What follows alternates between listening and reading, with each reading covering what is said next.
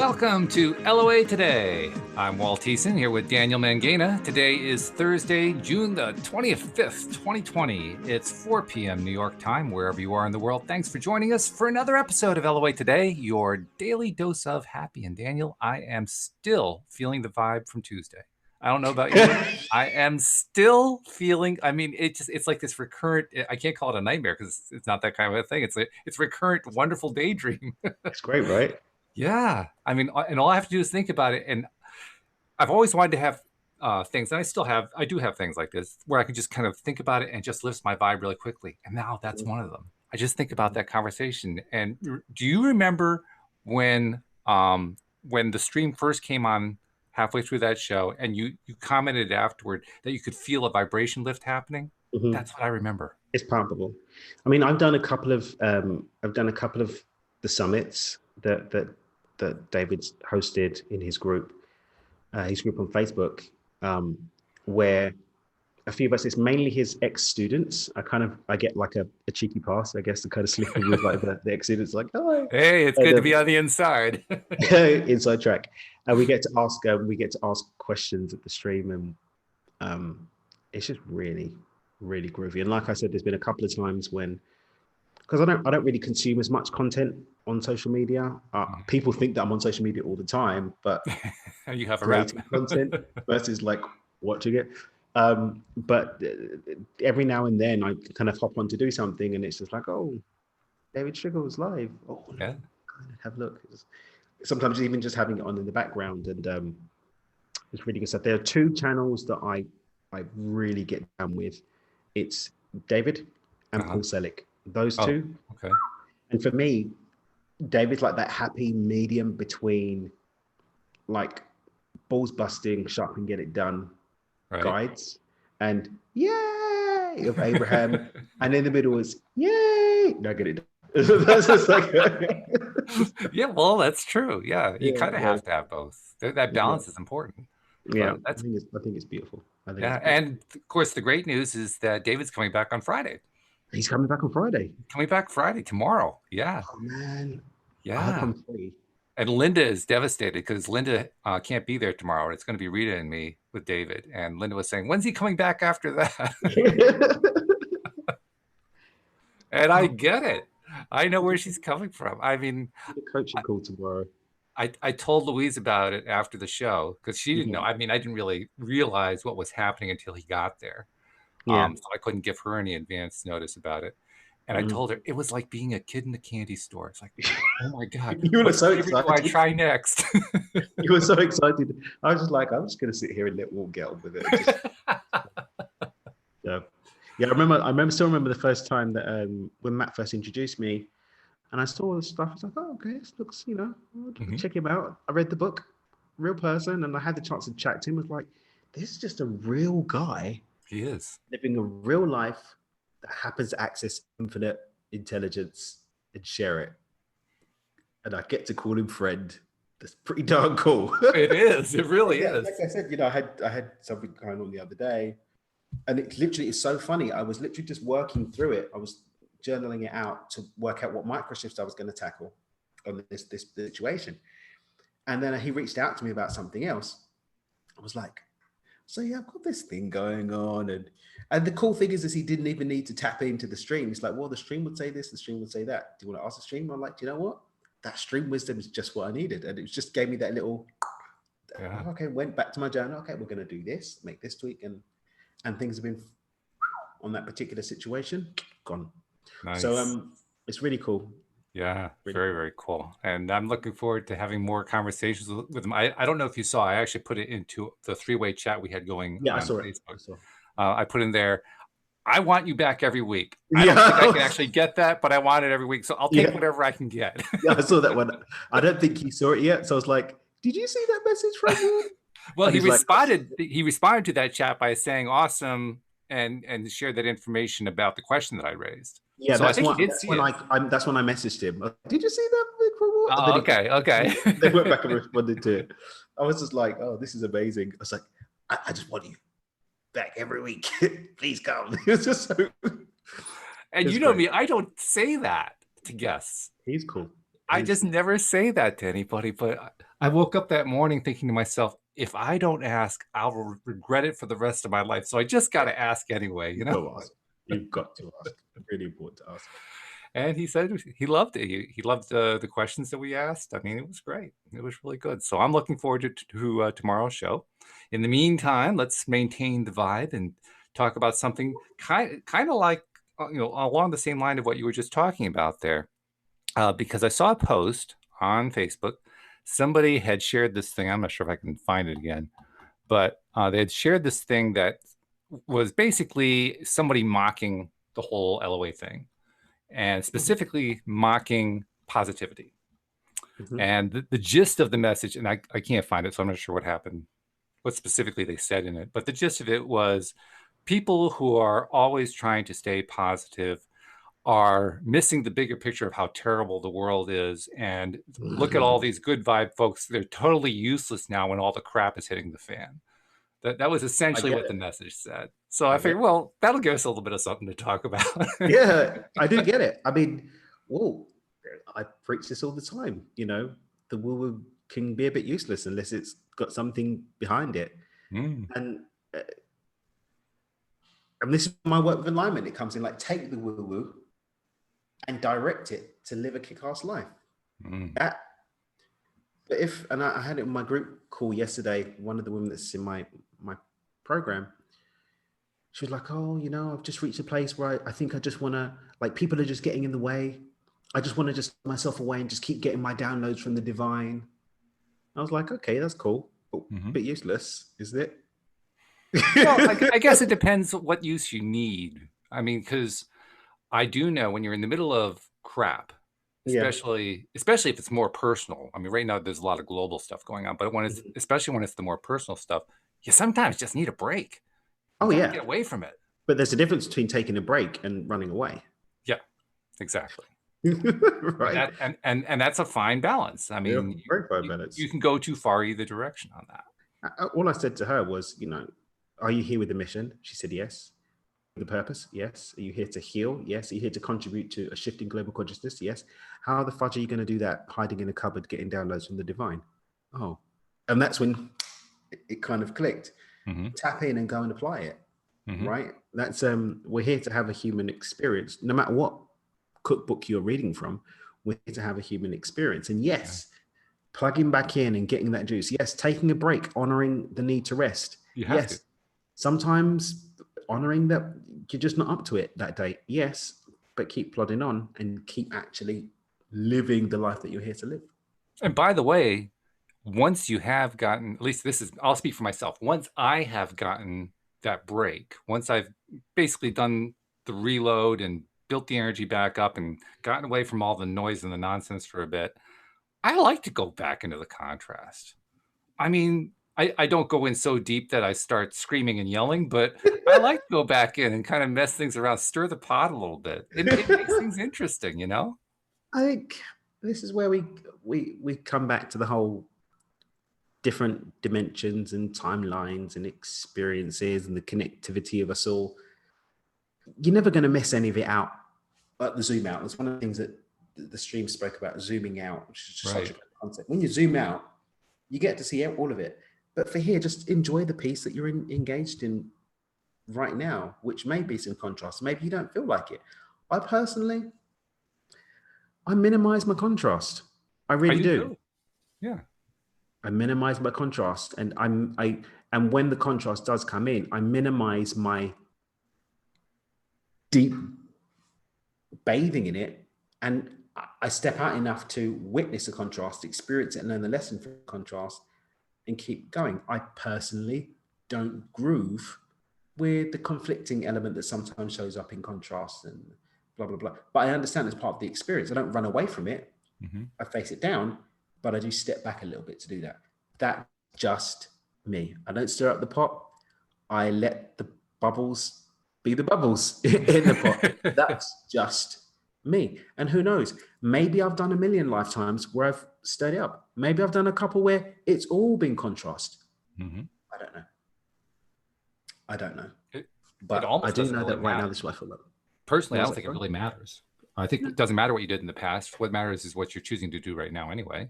That's And it. besides that, even if you are taking a break, even if you're hiding in the closet, maybe you need to hide in the closet for a while. What will, I think, ultimately happen is if you hang out in the closet long enough, it gets kind of boring in the closet. After a while, it's like, okay, well, here we are, another day in the closet, Yeah. and you start to kind of get a little bit itchy. Well, that's the time to go out. If you're, on the other hand, if you're out and you're dipping in the contrast and you find that it's over your head, that's probably a good time to climb out. Go back to the closet for a bit, Definitely. Yeah. So, and the other thing too, from my perspective, is I never try to take my cues about how deep or how shallow to go from somebody else. And I don't think you do either. Because you can't. How can you possibly make your decisions about what's good for you based on what somebody else is doing? I think in some respects, part and parcel of the pain that people experience is making those decisions based on what other people have and places and things have dictated. Yes. And when I was first started coaching, I was coaching people around midlife crisis and that kind of life situation. And pretty much every single one of them, it's that they got to a point where they had to stop living life on other people's terms. Like living life on other people's terms just brought them to a place where they had the meltdown, they had the depression, they had the new addiction, they decided to go off and cheat on their husband or their wife because they just needed to break free from the box that they were in. Versus flying through life and saying, okay, this is for me, this is not for me, this is for me, this is not for me. Yeah. Just a much more empowered space to be in. I like the way you phrase that too. I mean, I usually say it in terms of I prefer this, I don't prefer that. But no matter which way you say it, the main thing is I try to avoid saying it's positive or negative. Because that whole positive trip, there's a trip that's associated with that. That whole positive trip is how you get sucked into trying to live by somebody else's standard. Agreed. And it's just, I'll talk about nightmares. That's a nightmare. I mean, I don't care how prettily it's painted. It's a nightmare whenever you've basically given your power to somebody else. So you can create all the horror stories you want. I think that one's near the top of the list. Giving away your power and letting somebody else decide for you how you're going to live your life. No. But this again, no judgment. Maybe that's what some people need. For me, that's what I feel religion is. It's surrendering. A lot of people do. Surrendering your choice machine to someone else, another person, place, or thing. And sometimes it works out. Yeah. Sometimes it works out for people, right? Sometimes people happen to chance upon a person, place, or thing that just happens to have a more optimal path for them. And that's okay. For me, it's whether you choose to step into that or not. Yeah. If I consciously decide I'm going to give my power away in this part of my life to this person, place, or thing, and I'm ready to accept the outcome of that, then I heard that word. Go and do it. And if not, don't. But the thing that makes me laugh is when people consciously or unconsciously surrender their power, consciously make the decision to rebut the fact that they've given away their power. Yeah. And they complain or blame others on the back of it. Yeah, it's the ultimate victim experience at that point. And yeah. That is it's like, that's ridiculous. Yeah. Well, even in those cases, I mean, in every case, no matter what people are picking, even if they pick that, I mean, that's certainly not something I pick. I know you wouldn't pick it, but if somebody picks that, there's some payoff somewhere in there for them. There's always a payoff. And like I always say, they're not failing. Nobody's failed. Nobody's failed. Right. This just happens to be the game. It's just sometimes we're in a game that we haven't consciously chosen, but we have never, ever failed. So it's just making the choice for you. Is this the game that you want to play? And are you ready to take the outcomes? The repercussions is a bit of a strong word, so I'll use outcome. The outcome of your choice to either be in the driver's seat or pretend not to be in the driver's seat. It's just that's it. And if you're ready to accept that, more power to you, mate. I like your choice of words. I tend to choose the word consequence, and that actually has a negative connotation for more people than it does for me. I mean, but I choose the word simply because if you look at the root, it means has it following in sequence, and I like. I was just making them more neutral. I thought outcome was a bit. I understand. Yeah, I do that with a lot of words too. I want to kind of take it to the next level though here, this conversation, Okay. because I like it. Dun, Dun, here we go. dun. So for me, the next level is, and I mean, you could go in any direction here, but for me, the next level is, okay, we got the stream coming in tomorrow, right? And this is like this is going to be step 2, and then there's going to be future steps. In fact, I'm projecting, this is me doing some conscious creating right now. There's going to be weekly steps going on. And in these weekly steps, we're going to have all kinds of things we get to explore with non-physical entities, Abraham type non-physical entities, although with a little bit more of a hardcore twist to it, which is good. And so I've been dreaming about, well, what kinds of conversations will I have with them? And what kinds of conversations will our listeners have? Because we're going to take listener questions, of course, and my other co-hosts and so forth. And one of the things I want to explore, what the heck is it like in the non-physical world? I mean, okay, so how does your day go? What do you guys do all day? I mean, is it all looking at what happens here on Earth, or do you actually do other stuff? What's your day like? And I know you don't sleep, but call it a day anyway. Yeah. Sometimes I get lost in seeking to fathom what an experience of reality is, that fully zoomed out space, when everything's a moment and a moment is nothing, and when you've transcended the illusion of time and physical form. Must be really exciting to just come and play in the dirt. I suspect there's a big draw to come here. Yeah. I think Matt Kahn, who I don't really groove with that much in many things, but I really smiled when it was like, everyone wants to come here. This is where everything happens. Yes. It's like, yeah, that's true. Everything happens. It is. Yeah. This is where it happens. Abraham calls it the leading edge. It is leading edge. Yeah. This is where all the fun is. In the tech world, we call it the bleeding edge for good reason. There's some bleeding that goes on. Can I just say something that's been really, really funny? And I was laughing at Olga to this. One of the things I loved about Cabo was how quiet it was. Yeah. Before Olga moved down from New York, I had never heard a single siren. And now every day there are sirens. Do you remember when I was in New York, there was always sirens? Oh, yeah, sure. Now there's always sirens. And it's really funny to me because there were no sirens. I believe you.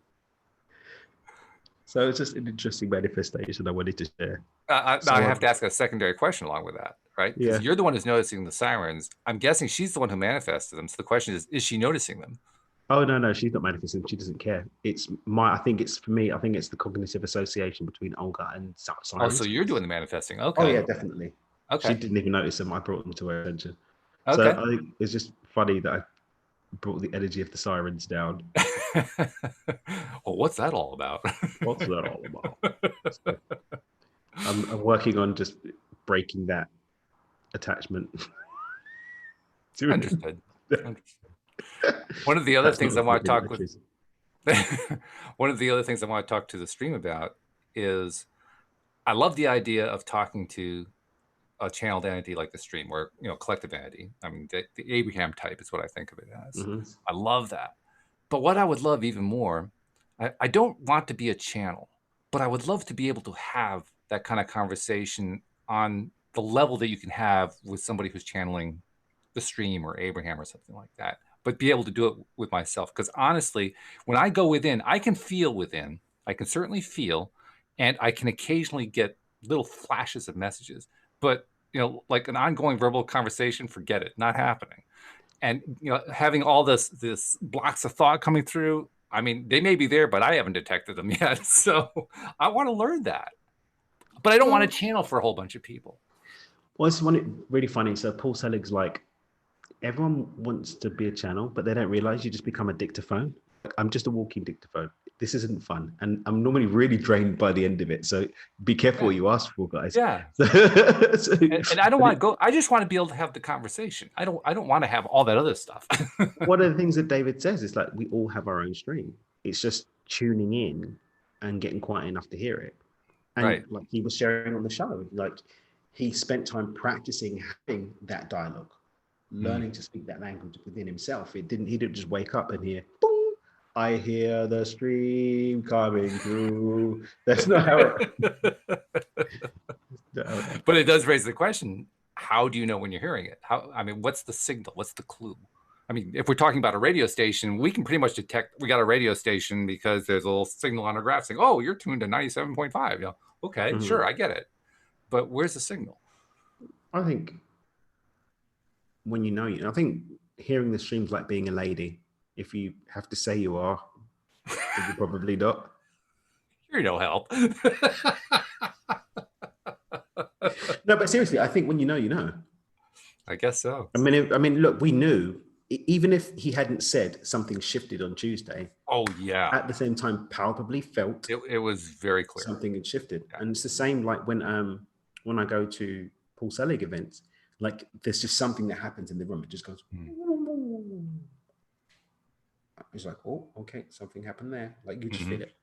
Well, the same thing happens at an Abraham event too, to be perfectly honest. I mean, it's interesting at an Abraham event. I suspect that as these guys do events and their audiences get larger, they'll probably have the same thing. I was a little surprised at the Abraham event. I don't know why I did, but I kind of expected a lot of the people who were there were going to be people who already knew about and understood Abraham. It was pretty clear to me most of them didn't. And so you had this real mixture of vibe going on. And then Esther comes up on the platform. And we were like in the back. We're in the like back row, right? And Esther comes on the platform and says hello, does like 2 minutes on being Esther there and says, okay, I'm done. I'm going to go do Abraham now. You know, gets into the Abraham place. And you could feel that vibe lift, but you didn't feel it to the same degree that we felt it on the show. And I think it's because we had 500 other people in front of us, all having different vibe levels that they were trying to raise. I mean, Abraham deliberately tries to raise that vibe. They use humor. They use a lot of things to get that vibe up. Do you know what? This reminds me of what's been happening over the last few years with the Dr. Joe Dispenza events as well. Really? Yeah, because when I first started doing Dr. Joe's work, fudge me, 2016, when I went to my first event. Yeah. That first event that I went to, it was a progressive event. So it was a 2-day event, and it wasn't pushed. The all out, let's go into the mystical stuff. He's only been doing that the last couple of years. It was all before, like, we're going to talk about science and placebo. You're going to come and perhaps we're going to use the tool of meditation in order to access the brainwaves and blah, blah, blah. So I went to this event thinking, oh, you know, I had a fallout with my ex actually over this, the girl I was with at the time. Because I was like, yeah, I'm going to like I'm doing some business training. I'm going to go and do some mindset business stuff or whatever. Came back and was like, this totally woo-woo wants to meditate at 3 o'clock every day and all this stuff. Like, you lied. It was spiritual. I didn't know. Like, one of our last arguments is like, and you lied about this Dr. Joe S, blah, blah, blah. It's like, I didn't. I really didn't know. But back then you had to go to a progressive in person. So there was progressives, there was 1 day or 2-day event. 2-day events, I think there were. So you had to go and do those. And then if you went to those, you couldn't, it was when you went to those that he said, oh, you know, we're going to be having an advanced workshop. We get to the advanced workshop, there's maybe 500 of us there. There's empty seats, whatever. We sort of do it for 4 days. Then he started doing the week-longs and, you know, more people. But then when they changed it so that you had to do the progressive online, he didn't do the progressives in person. You got some people that did the progressive, and then sort of came to the event, and then they did it where you didn't even have to buy the progressive first. You could, when you bought in the week long, it came with the progressive. Just make sure you do the progressive before you come. Yeah, that'll work. They didn't do it. So by the time I went to the last one, which was the one me and Olga both went to in Dubai in January, 90% of the people at the event had never been to a Dr. Joe event before. And there were 1,500 people. And that's a different vibe. That feels quite different. So you've got 1,200 people that have not done this sort of thing before. Yeah. And most of them had not done their homework. So when they weren't used to the experience. So I'm used to doing 6 hours of meditation with Dr. Joe a day. Used to it, you know, for 2 hours at a time. He's locking you up, and then the Pineal, which is like a 4-hour meditation or whatever, at 4 o'clock in the morning. But, you know, and some parts of the event didn't even take place because he's like, look, I can't even do this with you guys today because I just don't feel that the group's ready. So I know that difference. I've experienced it because even the energy in terms of the discombobulated, mixed up energy compared to, say, Indian Wells that I went to 2017, like the difference between the two, big difference. Yeah. And yet it's amazing how even when you have that kind of mixture of vibrations, because that's really what it is. It's kind of like a symphony with no harmonics. It's just no harmony at all. But let's play all the musical instruments at full volume. Tune in. That's kind of what it's like on a vibrational level. And yet, I suspect this is going to be true for David and for Paul. Is that his name? I can't remember what the other gentleman's name is. And I know it's true for Abraham. When they start doing their thing, despite that, you still get the vibration raise. Mm-hmm. It still permeates, and you can see it on people's faces. Not only can you feel it, you can look around the room and like everybody sits up. Everybody's just noticing there's something that's gone. They may not know what it is, but something has gone differently here. Yeah. Well, it's lovely. But we're energy beings operating, and this is going to sound funky. Let me simplify this. We are energy that happens to be expressing itself in a way that appears to be physical form. Mm-hmm. Right? Good description. So the truth of our nature is energy, or to put it another way, the truth of our nature isn't really, it extends beyond this thing that is vibrating at a level of density that means that we can touch it like I just touched this microphone. Mm-hmm. If we look at the spectrum of light, a small piece of it is, the 7 bits of the rainbow. Mm-hmm. Sure. The rest of it is not we're not able to perceive it at this level of consciousness, right, or this level of tap density. It's not visible light, as it's called. It's not. So there are parts of us going on that we just can't see. Mm-hmm. Yeah, there are parts of our world going on that we just can't see. A simple plant has a level of consciousness that we just can't see. It's got a palpable energetic field that we can dance and engage with. And that's giving off and receiving and feeding and receiving. So when we go into a space where there are hundreds or even thousands of people, each with a part of themselves that they haven't even known is there. I mean, I just got my haircut today, which I'm very happy about. It looks beautiful, by the way. Quick segue, by the way, Mr. Walt. The funniest thing is I was better groomed during COVID than I have been since quarantine has lifted. It's so funny. That's a tangent for another time. Okay. But I know that I have a beard and I have hair, mm-hmm, and I know that it should be groomed for me. Like I desire for it to be groomed. Sure. Now I may desire not to be groomed. One of my friends grows his beard out. He only sort of tidies it up a little bit when he's going for weddings. Other than that, he just lets his beard grow wild, and it's really cool. And he's got his afro, and he's just like a really, really cool guy. Like the wild man look. It's good. But he has the opportunity to make the choice about whether to let his beard grow or not, because he acknowledges he's got his beard and can make the choice about what to do with it. Yes. I have a mouth with teeth and a tongue.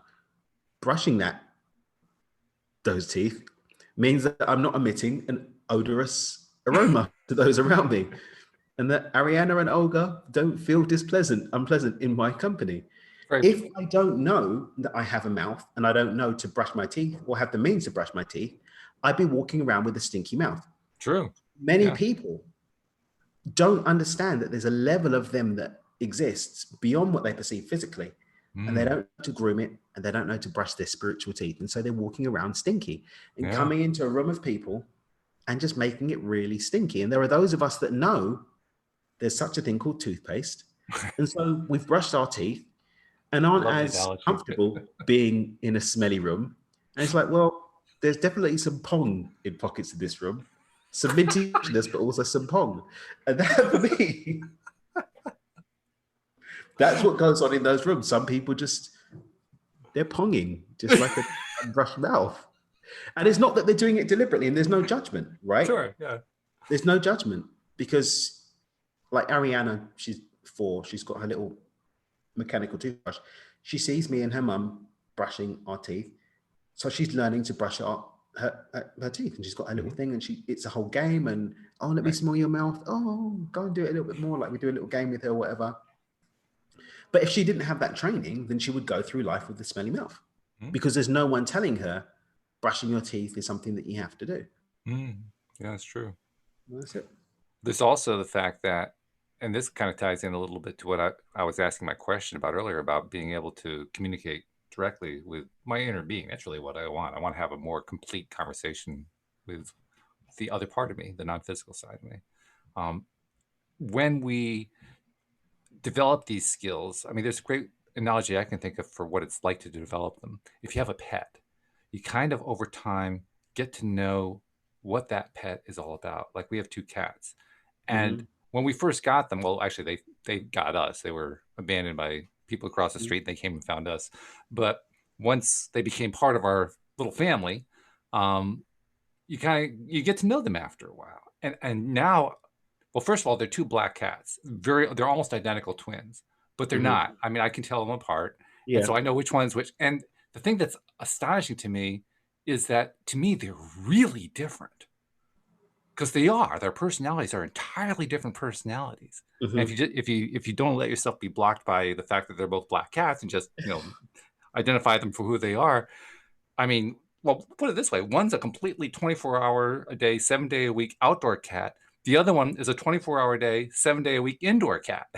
And they have personalities that match that. The outdoor cat, he loves to come up and, rub up against you and say hello and so forth. But if you try to do anything to get him inside, forget it. You got claws coming out.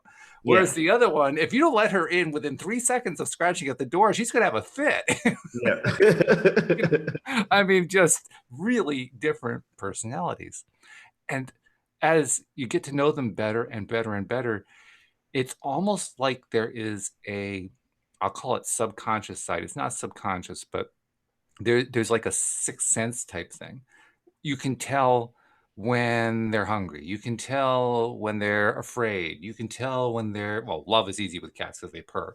But you can tell all these different emotional states really quickly just because you kind of have become attuned to them. And I kind of associate that with what you're talking about. You kind of get attuned to this stuff.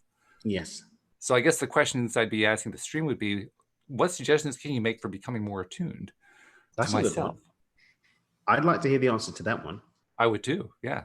And I'm going to ask it tomorrow, so tune in. I've got a coaching call at the time, so I have to watch the replay. Well, that's right. You can listen to the replay. That's fine. But yeah, and that's the kind of thing I think would be fascinating to have the conversation with him about. Now, there's another aspect to this, and this is something that Esther, I don't think, has ever really been able to describe, Esther Hicks. And I'm not sure David would be able to describe it or not. He might be able to. I don't know. But over time, just like I have been able to get used to and get to know my cats, I suspect you get to know your non-physical spirit guides on the other side. You get to know what they're like, what their personalities are. Paul Selig's spoken about that. Yeah? Okay. Yeah, he's spoken about that. There's I think he's claircognizant. He's clear audio, so he hears. Okay. And he said, there's like different tonality to the voice that he's hearing, that he's dictating through the channeling process. And it's like different aspects of that non-physical entity that come through in order to express. It's really interesting. Yeah.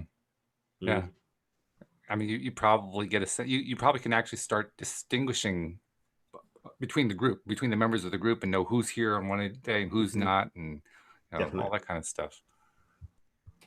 I also want to ask, I want to ask some really strange questions. That's going to be a balance for me because I know I want to ask questions that our listeners want to hear, right? And I'll be wanting to get the live stream participant and people sending in emails and so forth as we do more and more of these shows. So I want to make sure that I do those. But there's a piece of me that's also going to want to ask the wacky questions. And these are among the wacky questions. What's it like on the other side? What do you have for lunch? Like, if you are high vibe, how do you know what it feels like to feel low vibe if you're high vibe all the time? I mean, that's what I understand non-physical is. But knowing all things. I mean, high vibe, low vibe is polarity, and polarity assumes separation. But when you're closer to singularity, then from a zoom out, you see the whole thing, and it all just is. Sure. I guess my question is, if you're in the non-physical realm, you're zoomed out all the time. Yeah. So if you're zoomed out all the time, that's the physical experience that we have. So if you're zoomed out all the time, you basically have to go on some equivalent of memory, which I imagine is much more high tech than what we have here. but something that you're basically remembering what it's like rather than experiencing, because you're not experiencing the low vibe directly. You're only experiencing the high vibe when you're at that far away place. But then that assumes that time's real because you look into the past. You just know. Well, I'm not even thinking in terms of time. I'm thinking more in terms of if you're in high vibe, you're not experiencing low vibe. But you're experiencing everything all the time because time isn't real. You just now. So if you're in high vibe without time, you are also experiencing all the other vibrations simultaneously. Because the separation between vibrations only happens at the point of separation. Because Interesting 5D is possibility. being above the barrier of time or beyond the barrier of time. So there is no separation that would create the framework within which you would have to remember anything because you just know everything. The thing is, I guess I'm limited by the physicality of what we understand vibration to be, because we think of something that's vibrating, physically vibrating.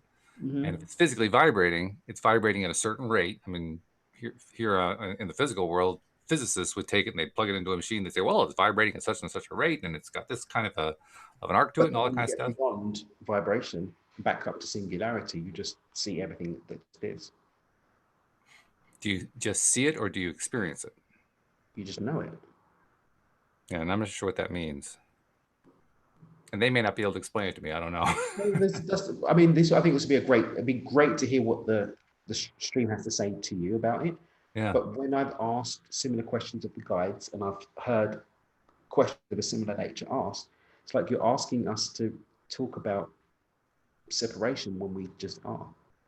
Yeah, that's where it's not just words, concepts become a challenge. Separating the raindrops that are already in the ocean. But that raindrop was a different type of raindrop, but they're all raindrops. It's just H2O at the end of the day. It's just energy. That differentiation, that separation, that pocketing off in boxes is a human perspective. Well, it's also an individual perspective. But there's no individuality when you get beyond time. It's oneness. Is there?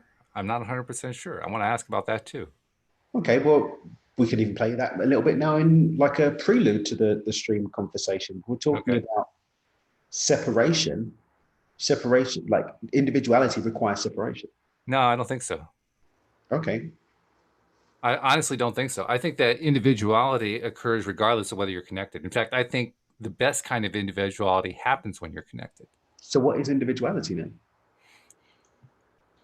To differentiate is not to be disconnected. It's simply it's kind of like a mountain range. If you have a mountain range, you have various mountains. It's all the same range. They're all connected to each other, but you can see discrete mountains. Are they separated from each other? No, they're part of the same range, but you can still see them as different mountains. They each have different shapes. They each have different stuff going on. But does the mountain see itself as a mountain, as separate mountains, or just a mountain range? I wouldn't want to speak for the mountain. I've learned a long time ago you don't speak for non-physical entities. I say definitely speak to the mountain then. Because it's even the thing of we, I am that I am. Because I'm a firm believer that some of the scripturally referred to people were channeling. People like Moses and stuff, I'm pretty sure that's what was going on. Or they were on some pretty good acid. Either way. Yeah. Are you saying that there were drug dealers in biblical times? Is that what you're telling me? Maybe they grew it themselves. Maybe they were herbaceutical companies. Oh, well, no wonder the Bible's so messed up. Okay. Or so eclectically beautiful. Yeah, either way, right? Yeah. But I seriously do believe that individuality and collective connectedness are not exclusive of each other. And I can't honestly say I understand exactly how that works, but by the same token, I don't really see where there's a conflict. To me, they're just two aspects of the same thing. I mean, you can't have conflict in the space of allness, for me. Yeah. Like if you're here, it's like punching yourself in the face. I'm going to fight me. Ah. The ludicrous, like hate. Like, I hate you because you like people of the same gender, or you've got that level of skin toning. So therefore, I hate you. Ah, it's like from the zoom out. It's like, but you're all energy. I don't, Yeah, I don't, right. I don't, I don't get it. It's just energy. So I don't know. We'll see. Well, We'll there's just another, we'll and just I have no idea how to ask this question. I don't have the, that's the part of the problem is finding words because words are limited compared to these concepts. But I'd love to be able to understand what it's like. And I'm sure I will understand this at one point because I'll pass on. I'll move on to the other world and I'll know it directly. But it's also kind of fun to kind of envision it from this side, from the physical side. What's it like over there?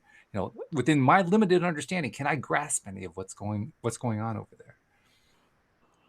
But we are. I mean, I am that I am. I think that framing of I am that I am. It's like everything. Everything is happening.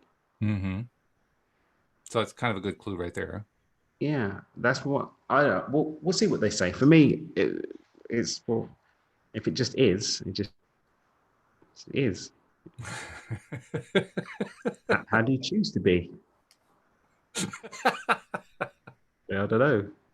Okay, well, good luck with that one then, mate. So,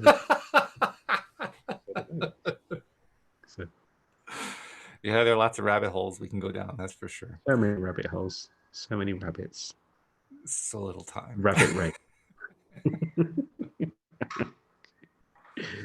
But Rabbit. that's just on the non-spiritual side. Also on the physical side, I mean, there's all the cool stuff that we talk about in LOA circles, right? You know, attracting stuff into your life, and you know, dealing with blocks and so forth. They made a very quick reference on Tuesday to their toolkit that they give to Yeah. people, and we didn't have any time to go into it, but there was a piece of me gnawing at like my left arm saying, come on, ask him about the toolkit. This sounds great. I mean, the cool thing about David, one of the things I love about him too, is like, he doesn't hide his toolkits. If you just listen to the podcast and join his Facebook group, he's going to share the tools with you. Come on a summit. He's going to share the tools. When you join the boot camp, it's just that you get to be hands-on, taken through those tools personally, and then you get the coaching and you get the community and the accountability. But the tools, they're there.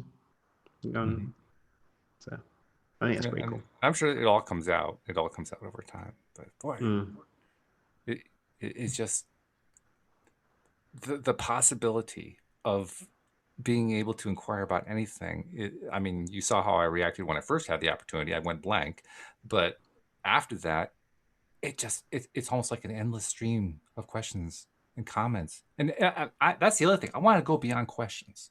I mean, that's the thing. We treat these people as gurus, so we will ask them guru-ish questions, you know. But why not just have a conversation and talk about stuff? That to me is even more interesting. I like it. One of the things I like doing a podcast for is getting to know my co-hosts and getting to know guests, just finding out who they are. Well, damn, why not do the same thing with non-physicals? I mean, if I want to get to know somebody, there's somebody to get to know, right? Because it's a different kind of person. There's a different kind of dude there. I mean, that's a fun. brand new experience. It is. It is a grand experience. I love getting to know people, and that's just another kind of person to get to know. One of the reasons I want to learn more about connecting internally is so that I can learn to have conversations with non-human people. I don't know how else to describe that. And I include everything in that. Animals, obviously. I have pets, so you know that's the first place to go. But plants, rocks, trees. So Walt Doolittle? Kinda, sort of, yeah. I want to talk to the animals, but I want to hear what the animals have to say. It's not so much that I want to talk to them. I want to hear them. I want to listen to them because they got something to tell me. I want to know what the rocks have to tell me. You know, Native Americans. I know, Jeffrey, that's not the right term, but you know, screw it. Say that again?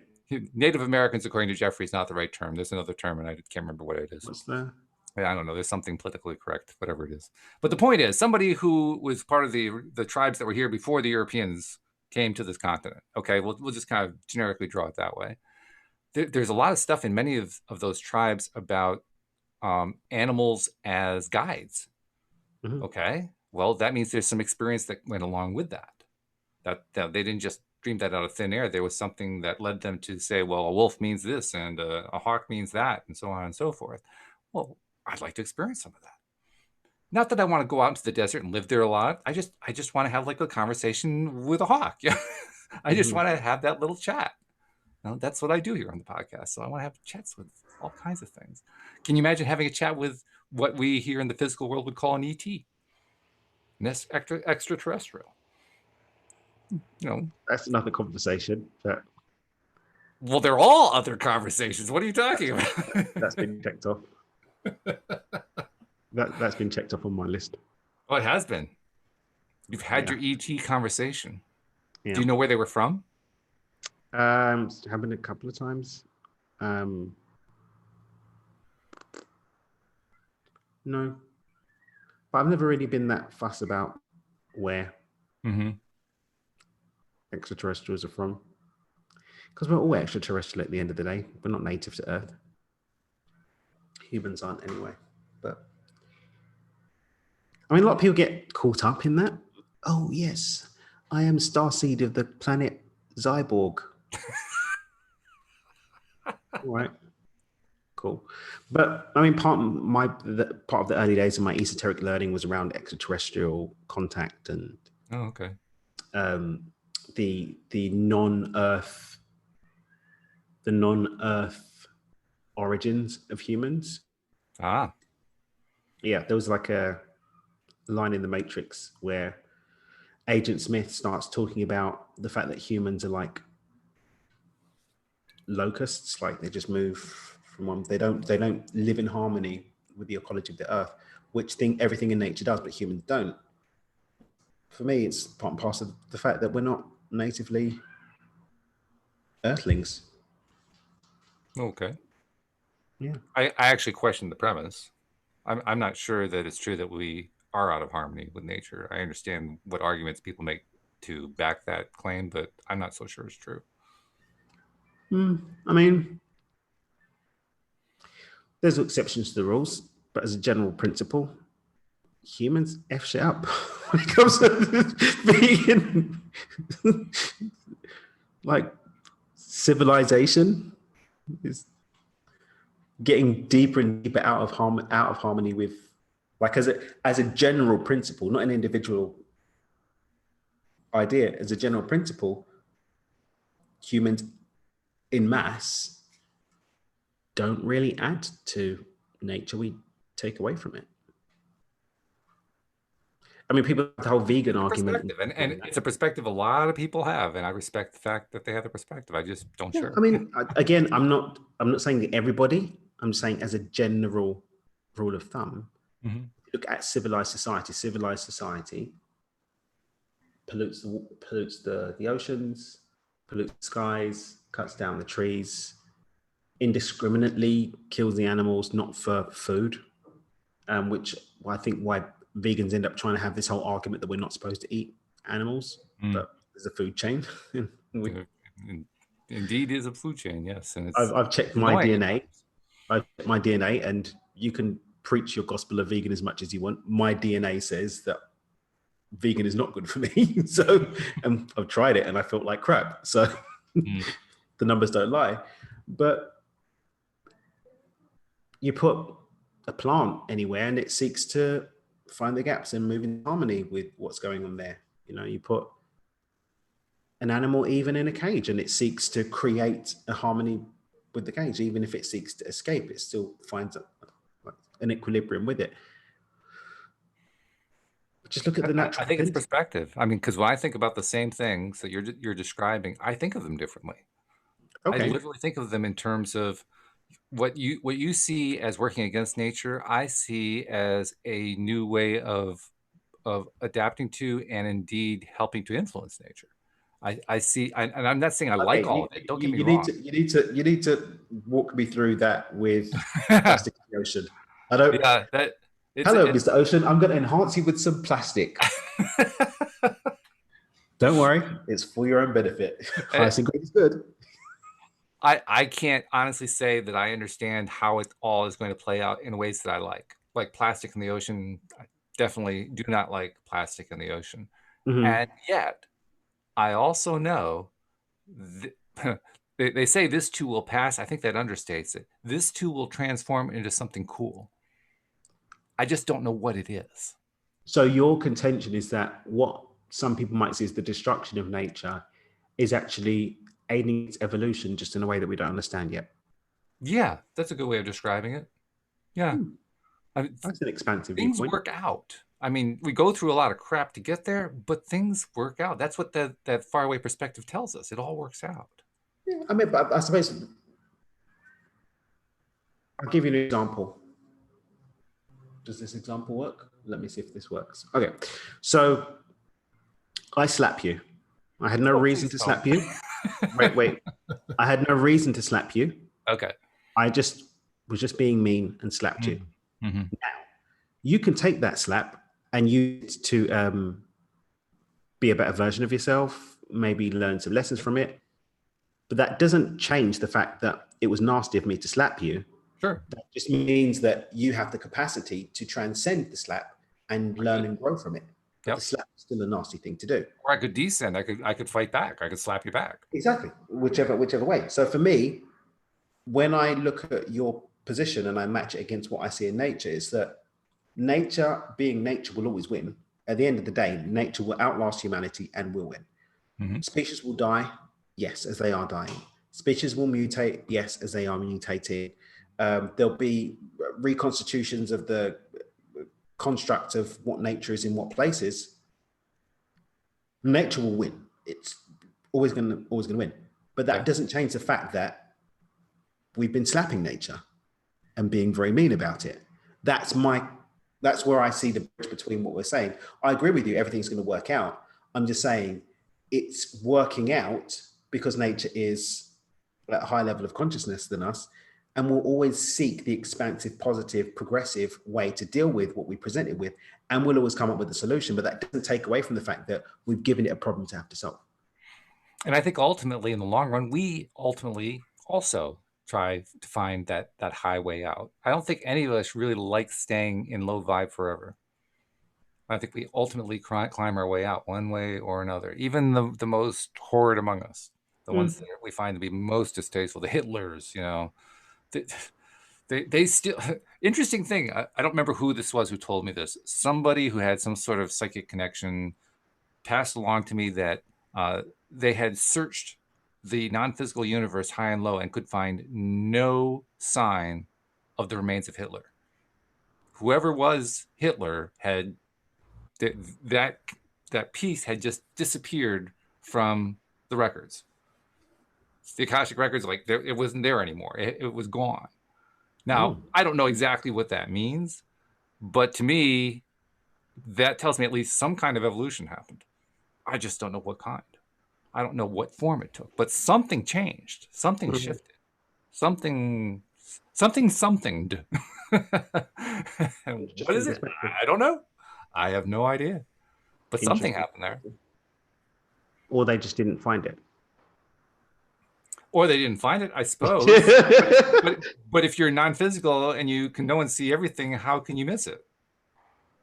Well, then you're saying that there's something that is that wasn't, but everything that is, everything that ever was, is. So I kind of chalk that up to the fact that my minimal human faculty has some pretty minimal limits on. I just can't grok it. I can't get there. I gotta wait till after I leave the body before I'll have some idea what that's all about. I'm with you. I mean, I always come down to the basics of universal construction, which is energy is, and everything that ever was or ever could be is in the now. So Hitler doesn't get a pass on that. The energy that we understood and interpreted as Hitler is there, floating around. But is it possible for it to have transformed? Stream actually said something about this, or was it Paul? I think it was the Stream, in relation to speaking to people that have crossed over and how that works. Okay. Because there is a transformation, but there's still an essence that still remains and can be engaged with. Otherwise, when people would return to source, they'd be returned to source and there'd be nothing to speak to. So how could you speak to people on the other side? Because they've returned back to oneness and to source. So there's nothing to speak to.